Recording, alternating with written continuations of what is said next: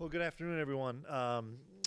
Ready to start spring ball. Had a really good winter with Coach Drew and his staff, putting on a lot of muscle mass and guys getting stronger, and excited about a lot of our younger players are going to get a great opportunity this spring to go out and see how much they've improved from the fall and from bowl prep. It doesn't seem like it was that long ago that we were in bowl prep, being the end of December, but it's upon us. What we'll do is we'll have two practices this week on Tuesday and Thursday. Those will be kind of our helmet and short practices.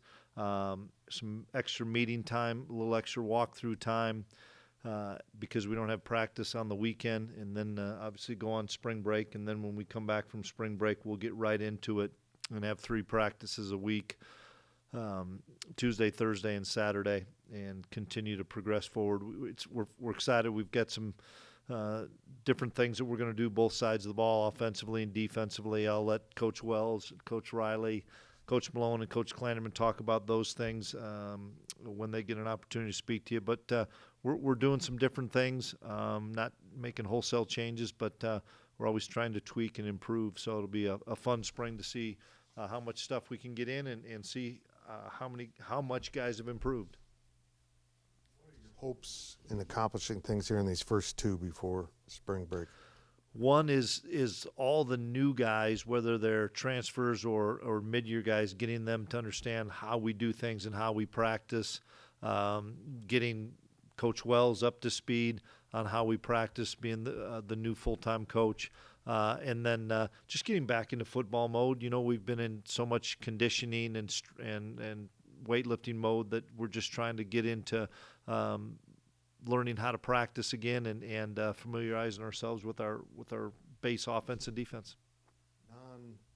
On the field stuff seems to be growing in the amount of things that coaches have to worry about. Is it good just to get back on the field and yell at some kids? Without a doubt. The month of February, for the most part, was good because of not being off campus, recruits not being on campus, just trying to kind of recharge yourself, and we did some professional development. But there's all those things that are still on the horizon, and we're still hearing different things that are going on with different committees. But it'll be fun to just get out there and practice. Our guys are excited about practicing.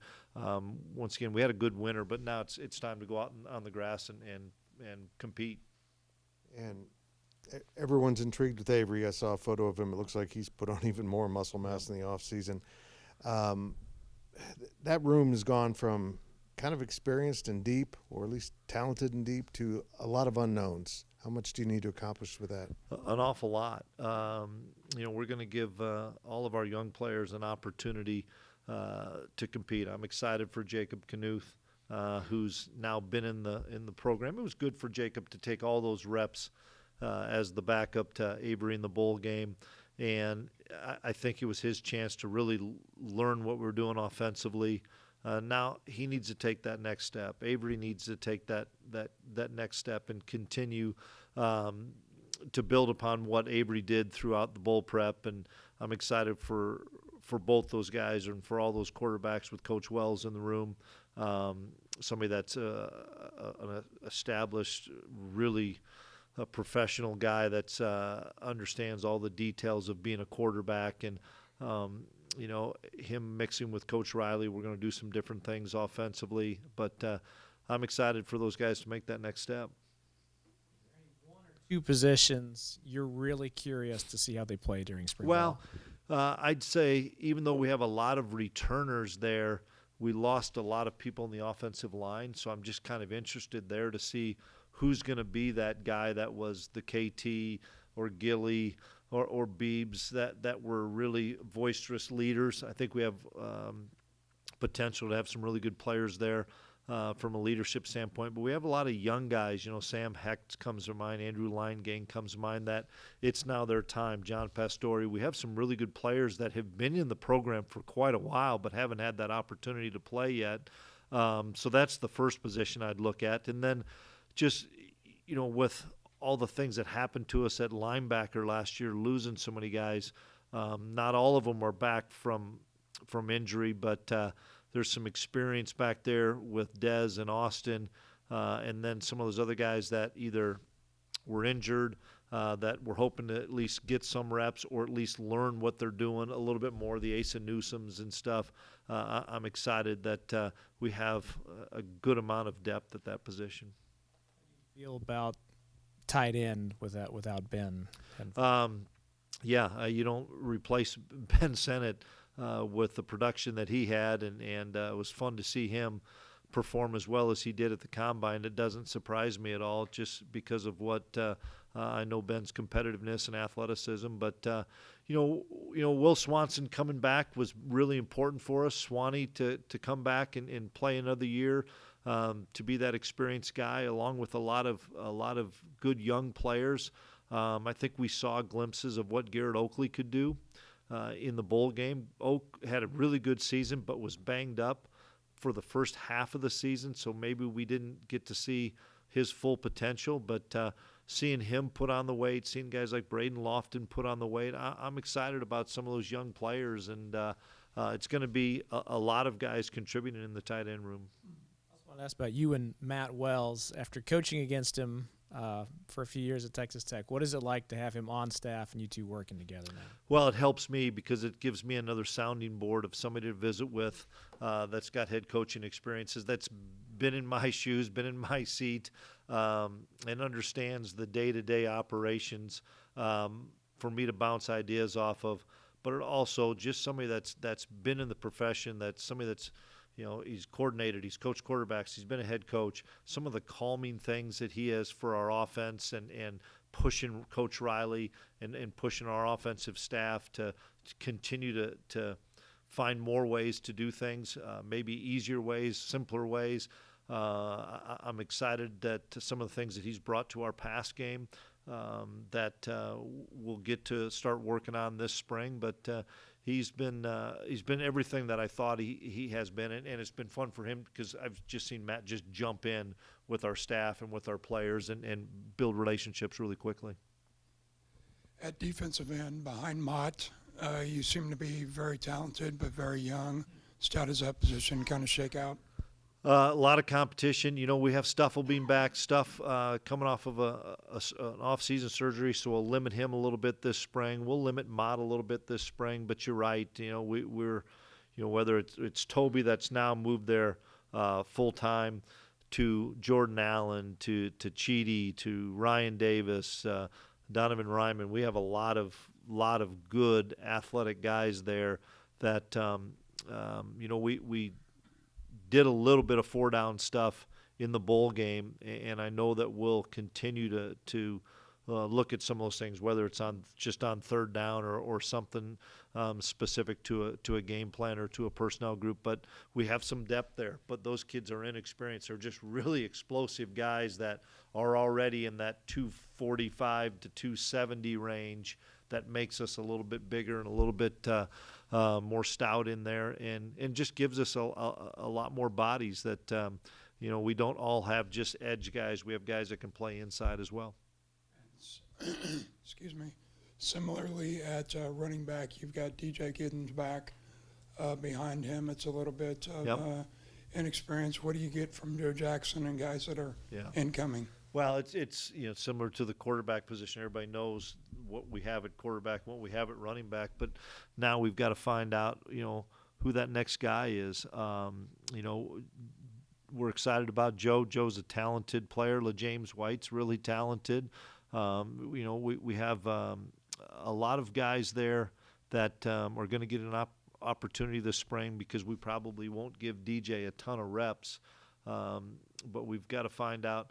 Is there a guy that catches the ball better? Is there a guy that's a little bit better on pass protection on third down? Guy that can be in the backfield, out of the backfield. DJ was the surprise a little bit for us in the fact he did it all. I mean, running the ball, pass protection, we knew he was going to be really good.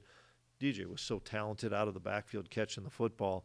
Are we going to have that total package by committee, or do we have one or two guys that can do all three of those skills? I know they haven't practiced yet, but is there an incoming transfer or early true freshman that's impressed you with how they conducted themselves so far? I'd leave somebody out. I'm excited about couple of the transfer secondary guys. Jordan Riley, Dante Thomas. See what those guys can do. They're going to get opportunities right away because VJ Payne and Colby McAllister are being held out this spring from injuries that they had. So those guys are going to get probably the fastest looks simply because of the amount of depth that we lost there and wanting to replace those guys. Callan Barda's another kid that's a young freshman that came in as a secondary player for us. That's an early enrollee. He's going to get a lot of reps. But I think it's as much the kids that the Joe Jacksons that didn't play last year that are going to get that chance, to Jack Fabris, to Mikey Bergeron. I mean, across the board, we have a lot of those type players. Will Anxio is going to get an opportunity. I'm excited for all those kids that didn't play this first year, that have had a year in the weight room, have had a year of learning the offense or defense or on special teams, getting opportunities to participate and practice a lot in bowl prep. Those kids are bigger, stronger. Now, how much has the game slowed down for them is the thing that we're looking for this spring. You probably didn't get to unlock Keegan Johnson as much as you wanted to last year. I think health played a role. What are the hopes and expectations on that front? Yeah, we saw glimpses of a guy that could be as good as there is in the Big 12, and I think Keegan would tell you that. It's just him getting healthy and staying healthy, and I think him knowing what we're looking for now all year round of nobody takes care of their body and it tends to their body with recovery like Keegan. I think he does a phenomenal job, but now he knows what to expect in every phase we're doing, whether it's winter to spring to summer to fall. He's had a great spring and winter, gotten stronger, gotten leaner. But you saw that with some of his some of the playmaking ability in the bowl game, just going up and snagging the ball, making some tough contested catches, and we've got to be able to move our wide receivers around. We feel like we have enough bodies there, enough good, talented guys there. We've got to do two things. We've got to move guys around to get them in the best spot to be successful, and we've got to simplify some things in the wide receiver room. That's something that we've done, or we've spent the most time on, I would say, on an offensive standpoint this winter and early spring, is simplifying it, because we have some really talented guys that we kind of made it too complicated, in my opinion, for those kids to get on the field, and we're going to simplify it so we can get our best players on there. Potential of an early signing period in June has been floated. Do you think that's a good idea, bad, indifferent? Yeah, I'd be a proponent of it. I think it's a great idea for a variety of reasons. The easiest thing would be the fact that these kids, for the most part, know where they want to go. All of them are making all their visits in the summer. I think it would clean some things up for everybody if we had that signing period, whatever it's the last Wednesday in June. It allows us as coaches to know who we're tracking academically. I know that's one of the concerns, but I'm not tracking maybe 300 kids in the fall. We're tracking maybe the 15 we'd sign and another 30 or 40 that potentially could sign. I think it'd be a positive. I think it would make quality of life for assistants a little bit better in the fall, as opposed to you're still calling guys, but you're shrinking that list to call. You may be going out and seeing a guy or two in your open week, watch a game, but I think it'd be a positive. I don't know if it's going to pass, but I think it'd be a real positive.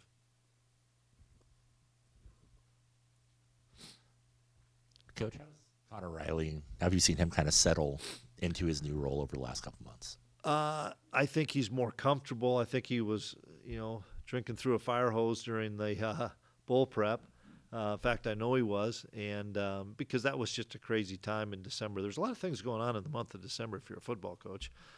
So he was really, I think, going crazy. But he's settled in. I think it's great that we have a full staff now in there to help him and bounce ideas off of.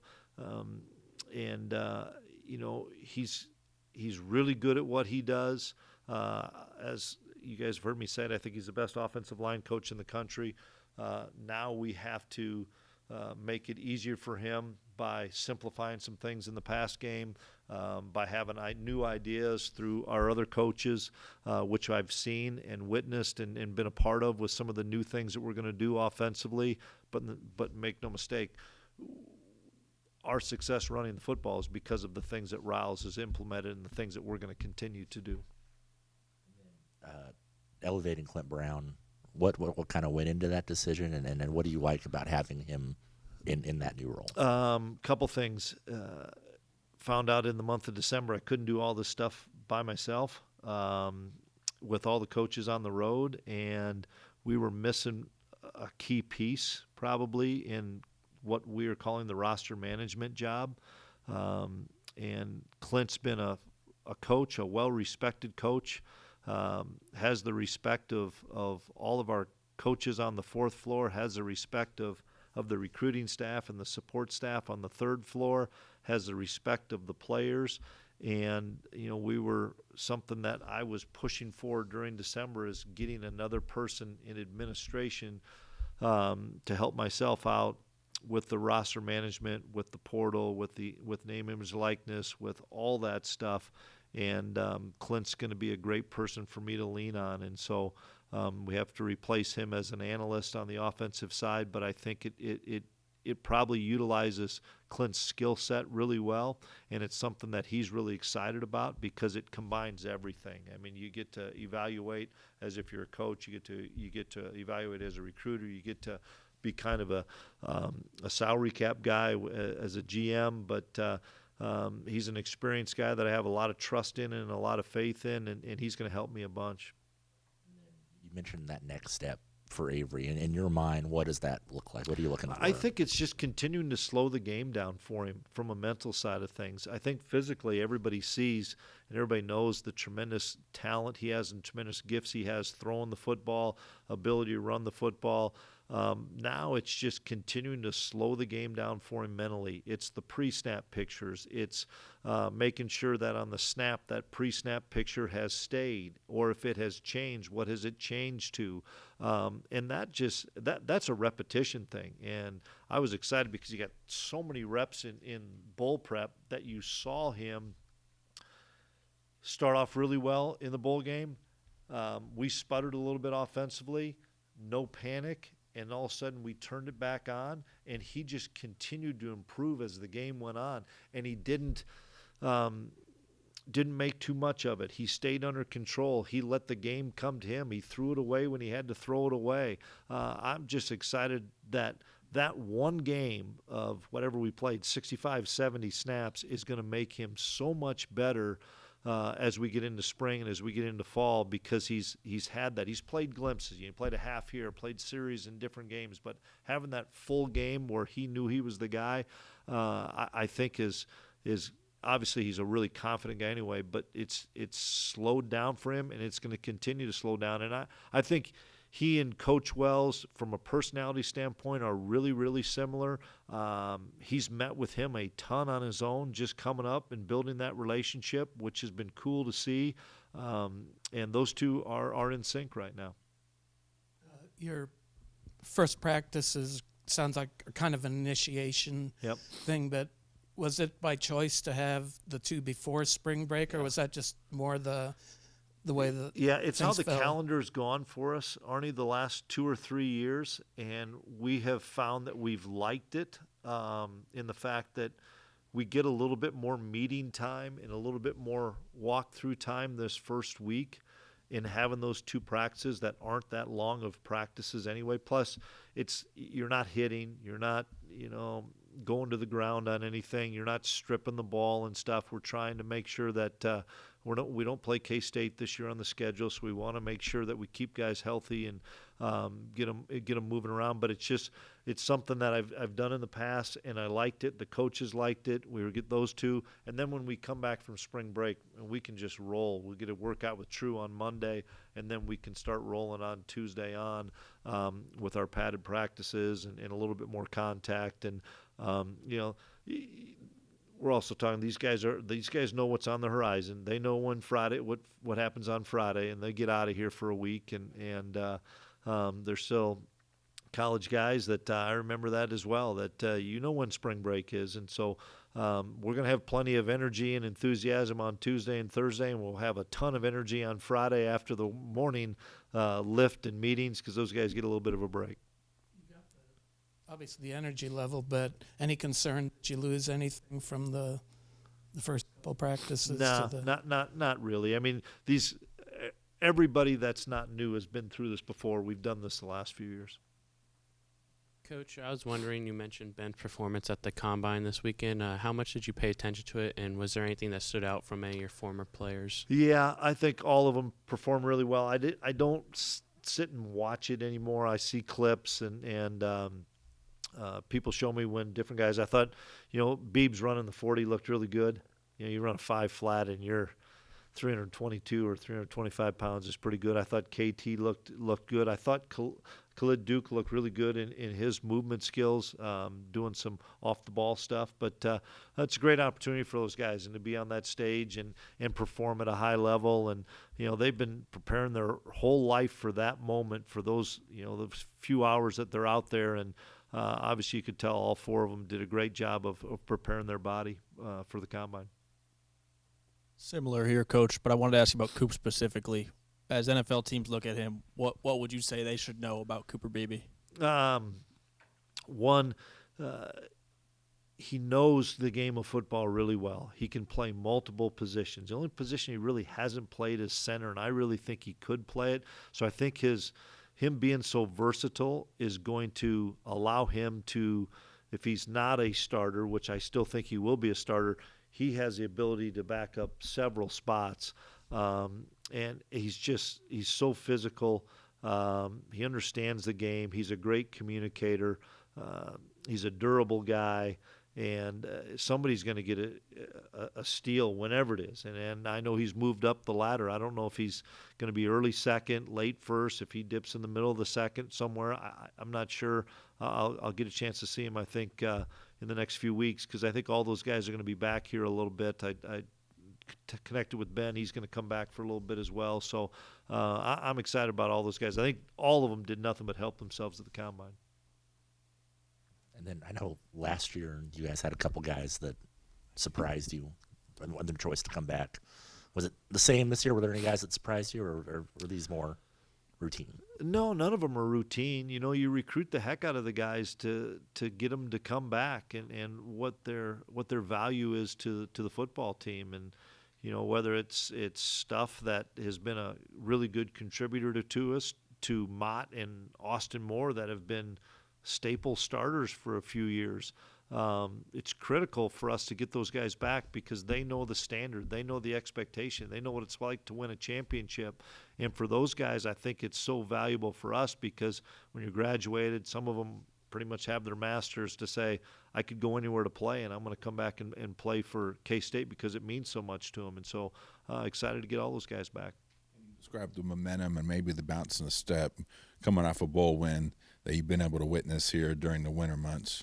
Yeah, it's always good to springboard into your next season with a big bowl win. We saw it happen at the Texas Bowl, winning that game and then leading us into a Big 12 championship.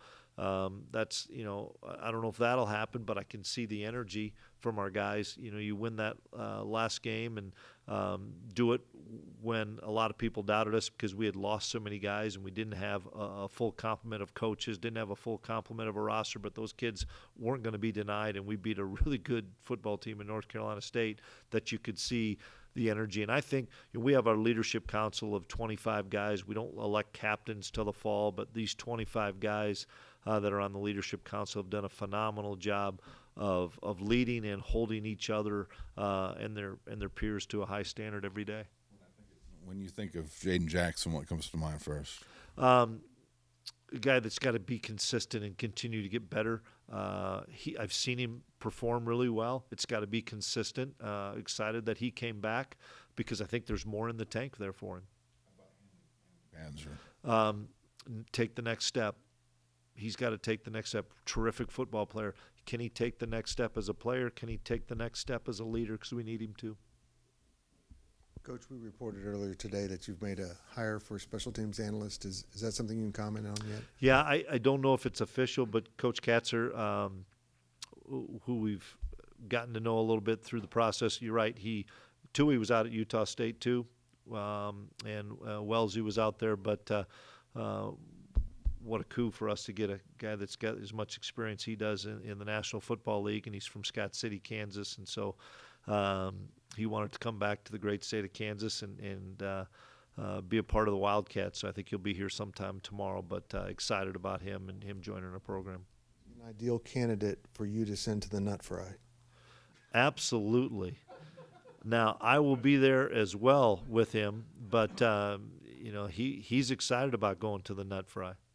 Everybody should be excited about going to the Nut Fry. It's one of the best events you have here.